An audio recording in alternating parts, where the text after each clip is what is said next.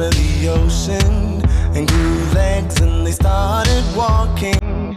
And the apes climbed down from the trees and grew tall and they started talking.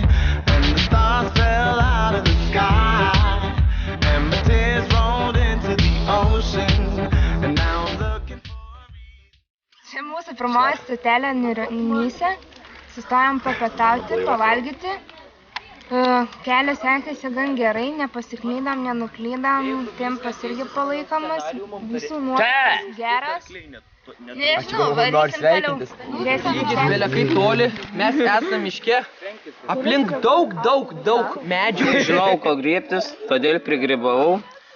Tai yra mano visa vakarienė. Na, rytaus vakarienė. Nebent dar rasim grybų. Manau, visiems pasiseks ir mes rasim grybų, vakarienė bus skani bent jau 3 žmonėms. Šiaip tai planas yra mešką pagauti. Jo, kaip minimum mešką.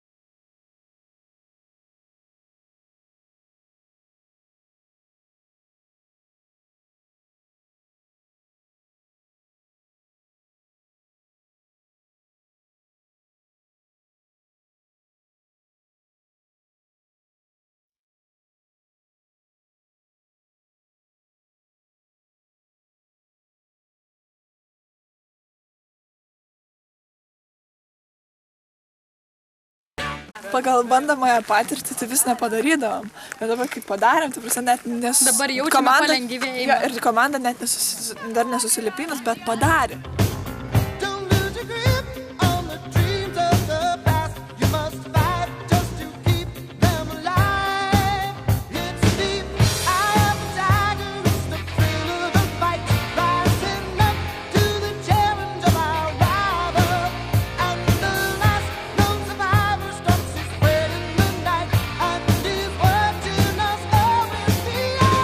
Man labai tai linksma, nes mes jau pasiklydom ir mes tą eismą... Mes dar nepasiklydom, bet nusukam truputėlį. Ne, jau garantuotai ne ten nusukam, bet Dainį užsikalbinti neįmanoma.